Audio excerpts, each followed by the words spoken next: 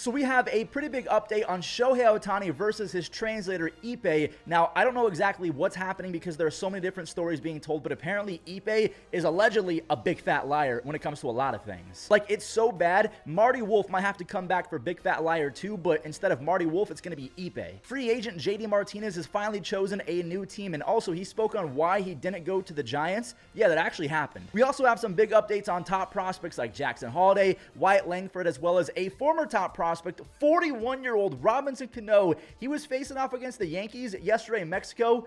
Yeah, a lot to talk about. Now, remember, everyone, before we get into the updates and news, use code Fuzzy to save 20 bucks off your tickets on SeatGeek. You can also use code Fuzzy on Underdog Fantasy. Get all of your preseason pick'ems in before the season starts this week. So before we talk about Ippei and the update with Ohtani, I want to bring up the fact that the Guardians put Myles Straw on waivers. What does that mean? Myles Straw, he wasn't released, but he was put on waivers, and the Guardians were trying to see if anyone would bite on that remaining contract. I think he's owed $20 million over the next 3 or 4 years, something like that. No one is going to take that contract. So he went through waivers. He's still in the Guardian system, but he's now in AAA. But I thought for sure we were going to be rid of Myles Straw, one of the worst hitters I've ever seen, but he's probably going to get called up in a month or two. I believe that former top prospect Tyler Freeman is now going to be competing for a center field spot, and this makes me really excited because this dude has always been a hit machine, and the fact that he's got some athletic ability, he could man down center field, and he's way better offensively than Myles Straw. I mean, I think you and I are as well. So if you guys are unfamiliar with Baseball Reference, you can see over in the top right, they show these little circles. This is a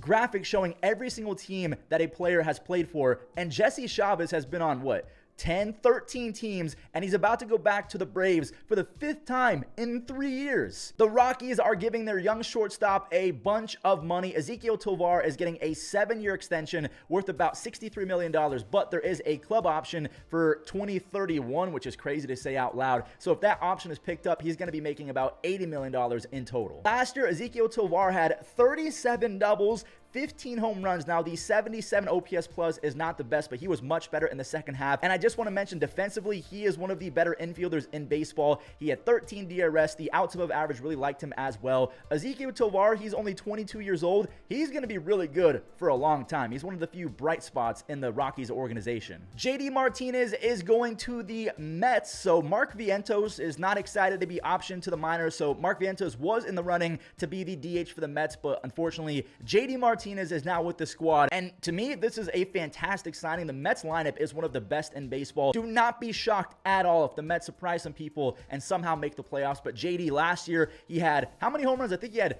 33 home runs. He had 33 home runs, 103 RBIs, and a 134 OPS plus. Now, the reason why he didn't go to the Giants, who actually offered more money than the Mets, it's pretty simple. He's about to be 37 years old, and he does not want to go to Oracle Park, formerly known as AT&T Park. I still miss calling it that. But we know that Oracle Park is a hitter's nightmare because of the coastal winds. The ball doesn't travel as much. So he basically said out loud, he was very transparent, honest. He said if he goes to the Giants, he hits 20 home runs while hitting 260, everyone's going to say that he's washed. But if he goes to the Mets, which is a more hitter-friendly ballpark, and he goes off, he's going to get a lot more money down the line because people don't think that he's washed up. Older players, take it from me. I asked Grady Sizemore about this years ago. They kind of get thrown under the bus because younger players are better. And as the years progress, it seems like these kids are getting better at a younger age. So why would they give a 37-year-old $10 million when they can sign a younger guy for cheap? Mark Vientos has all of the power in the world, but I agree with optioning him to the minors. He has a lot of holes to fill in his game. Another guy that was sent down to the minors, this kind of shocked everyone, but not me because this is what the Orioles do. Jackson Holliday, he has been reassigned to AAA, even though he had 7 extra base hits and 45 at-bats while hitting .311 with a near .355 on base percentage in spring. And then the GM or the owner, I can't remember exactly who said it,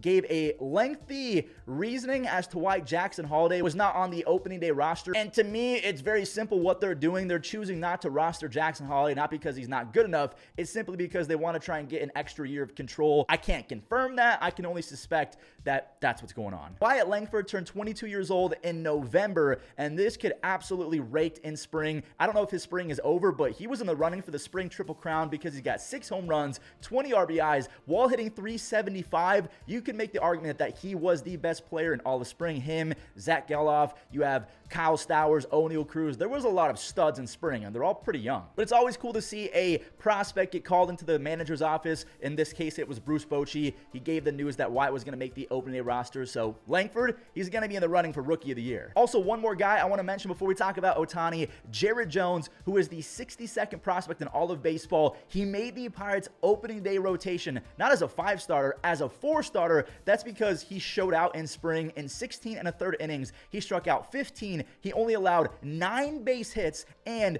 he didn't allow a single run. All right, so let's break down Ohtani versus Ippei. Now, this was published by The Athletic, and one of their writers, Sam Blum, who was most known for breaking stories out of the Angels camp. I believe that he's an Angels beat writer or something like that. But Sam Blum basically went into Ippei's personal life and tried to figure out if there was any other scandal or any other thing that could get a bunch of clicks in an article, and he found one because he called Ippei's former college, well, supposedly, allegedly, Ippei went to UC Riverside. He called them, and they allegedly have no records at all if Ippei even attended there. Now, they did not disclose if Ippei was a student under a different alias or a different name. So we can't confirm or deny that Ippei lied about his college resume, but it is something that we do have to question. It's suspicious because the college said, yeah, Ippei Mizuhara never attended here. Now, there's also some questions in his job resume. So for years, he said that he was the interpreter in spring training back in 2012 for Japanese pitcher Hideki Okajima. I hope I said that right. Also, he served as Okajima's interpreter in 2010 with the Red Sox. Now, allegedly, those also did not happen because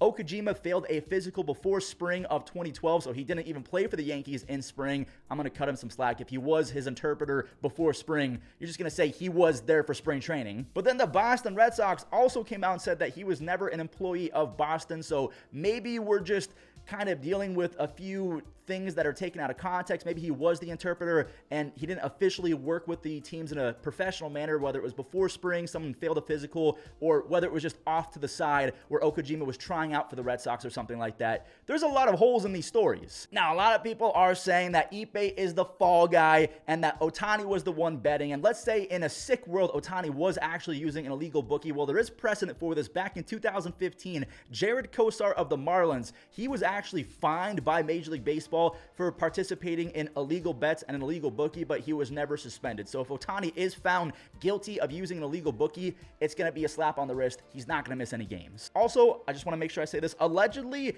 Ippei went to gambling school and actually tried to become a person who was involved with table games and stuff like that. Again, this is all alleged. These are rumors, but that just backs up my suspicions that Ohtani was not the one doing the betting. It was Ippei. To me, that seems as clear as day, but who knows? Now, by the way, Shohei has not commented at all on this situation, but he did confirm that he will be speaking to media today to discuss the entire situation. Now, I have to kind of take that with a grain of salt. I don't know if he's going to go in full detail, but Ohtani, he's about to divulge some stuff. Now, before we get into Robinson Cano versus the Yankees, as well as Trevor Bauer, he started that game. Let's talk about a few more spring highlights. So Sean Murphy, he had 2 home runs yesterday. He had 21 home runs in 2023, despite the fact that he missed 54 games, and he looks locked in. He's primed for a 35-40 home run season if he stays healthy. Willy Adames, a guy that has some of the best pop for any middle infielder in baseball. He had 3 home runs in 1 game. He is looking for a big bounce back year because it's a walker. He is a free agent after 2024. Owen Casey, one of the top prospects for the Cubs, he's been raking in spring. The 6'3", 21-year-old outfielder is hitting .333 with 2 home runs, 11 RBIs, and a .409 on base percentage.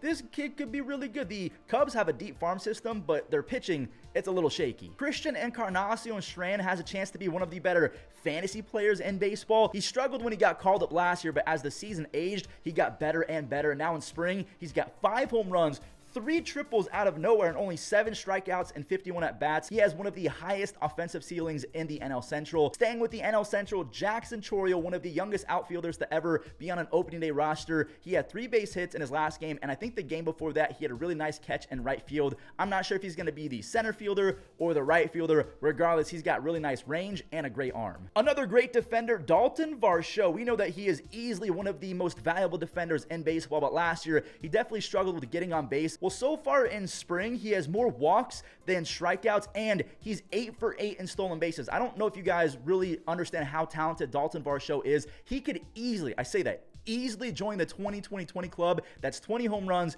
20 stolen bases, and 20 defensive run saves, DRS. Over the last 2 seasons, he has 47 home runs and 47 DRS. All he has to do is manage a 310 on base percentage, and he's going to go 20-20-20. And then I should have talked about this earlier in the video, but I wanted to save it for my Yankees segue. But Luis Hill, he has officially made it as the 5th starter, and this kid throws absolute gas. He's going to be really nice back there at the end of that rotation. I don't know if he's going to go 7 innings very often, but 4 or 5 innings and then hand it to the bullpen, that's probably what's going to happen. So yesterday, the Yankees were in Mexico, and they were facing off against Trevor Bauer, Robinson Cano, also Aristides Aquino. You guys remember he used to play for the Reds. He set the record for the most home runs in the first 14 games of a career or something like that. I don't remember the exact record, but he is now with the Diablos. I believe that's what the team is. Trevor Bauer went 3 innings. Robinson Cano had a bunch of base hits, including a no-doubt home run. Aquino, again, had that RBI. So, yeah, I'm not sure how many people tuned in for that because it wasn't marketed a bunch. Juan Soto also wasn't there as well, but it was entertaining at the very least. To end today's recap, we're going to do a speed grid pickle. We're going to do MLB pickle and the immaculate grid. We're going for under 2 minutes. So without further ado, 3, 2, 1. A Dodger and a Yankee. I'm going to go with my friend Joey Gallo. I just have to type better. A Gold Glove for the Williams. I'm going to go Bernie Williams. I could have gone with Anthony Volpe, 100 runs. I'm going to go Jeter. So some of these will be very obvious picks. The Dodgers and the Mets, Justin Turner. That one's very easy. One of the best late bloomers ever. Gold Glove, we have Beltran. I got to spell this. Beltran. I am a slow typer. 100 runs, we got Reyes. You guys remember Jose Reyes? He was on the cover of 2K6 or something. Freese was a Cardinal and a Dodger. Gold Glove, we have Tyler O'Neill. Oh, no. Come on. Tyler O'Neill. Come on. Tyler O'Neill. And then we have a Pujols. Come on. I am the worst typer in the history of the baseball community. 95, that's not too bad. MLB pickle. I always start with Ohtani or Jose Ramirez. I'm going to go Ohtani. So we have Ohtani. Someone is in the NL. Okay, so let's go Ronald. See if it's a younger guy and an outfielder or something like that. It's someone that maybe it's an older guy. Let's go Central. Paul Goldschmidt. Is it someone like Paul Goldschmidt? Oh, a lot of green. An older guy who's on the Cardinals and throws right. It's got to be Lance Lynn because it's not Adam Wainwright. It's got to be Lance Lynn, right?